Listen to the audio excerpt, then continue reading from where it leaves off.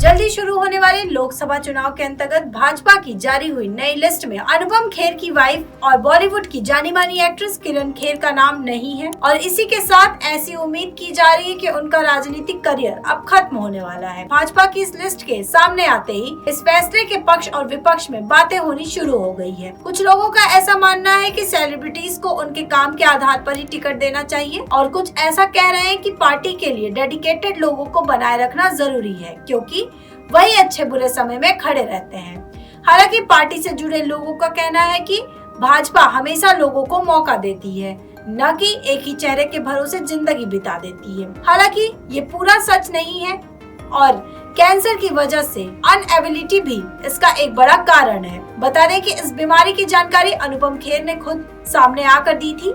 आइए एक नजर डालते हैं किरण खेर की पॉलिटिकल जर्नी पर। साल 2014 में पहली बार लोकसभा चुनाव के जरिए किरण खेर ने एक्टिवली राजनीति में कदम रखा था। वो बीजेपी के टिकट पर चंडीगढ़ से खड़ी हुई थी और कांग्रेस के पवन बंसल और आम आदमी पार्टी की गुल पनांग को शिकस्त दी थी। बता दें कि किरण खेर कई सालों से सामाजिक कार्यों से जुड़ी हुई हैं और सिर्फ इतना ही नहीं, वो कन्या भ्रूण हत्या के खिलाफ चलाए गए लाडली और कैंसर के खिलाफ चलाए गए रोको कैंसर अभियान से भी जुड़ी हुई हैं। हालांकि वो साल 2009 में ही भाजपा से जुड़ गई थी और देश भर में लगातार पार्टी का प्रचार करती नजर आई थी। किरण उन लोगों में शामिल है जिन्होंने अन्ना हजारे के आंदोलन में इंटरेस्ट दिखाया था और साथ ही जब अरविंद केजरीवाल और दूसरे सदस्यों ने आम आदमी पार्टी बनाने का ऐलान किया तो उसका सख्त विरोध भी किया था। आपको बता दें कि इस बार भाजपा ने चंडीगढ़ से संजय टंडन को उम्मीदवार बनाया है, जिन्हें राजनीति में काफी अच्छा एक्सपीरियंस हासिल है। दरअसल चंडीगढ़ में लोगों की तरफ से स्थानीय शख्स को लोकसभा चुनाव के लिए प्रत्याशी बनाने की मांग की थी।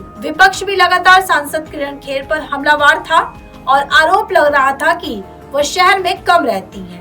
उधर भाजपा भी लगातार सर्वे करवा रही थी और इन सभी बातों को ध्यान में रखते हुए अब संजय टंडन को मौका दिया गया है। वहीं फरवरी में चंडीगढ़ में हुए रोज फेस्टिवल के दौरान सांसद किरण खेर ने बयान दिया था कि वो अगला लोकसभा चुनाव नहीं लड़ेंगी। 60 साल के संजय टंडन पंजाब के भाजपा नेता और छत्तीसगढ़ के पूर्व राज्यपाल बलराम जी दास टंडन के बेटे हैं और साल 2010 से 2019 तक सबसे लंबे समय तक भारतीय जनता पार्टी चंडीगढ़ के अध्यक्ष रहे हैं। वो एक राजनीतिज्ञ होने के साथ ही एक लेखक भी हैं।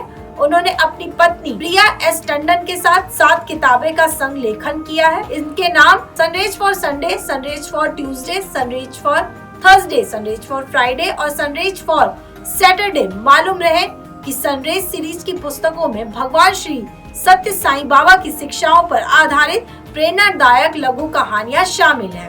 गौरतलब है कि 1 जून को चंडीगढ़ लोकसभा सीट पर मतदान होगा और वोटों की गिनती 4 जून को होगी। ऐसे और भी वीडियोस को देखने के लिए अभी फॉलो करें हमारे चैनल रफ्तार को।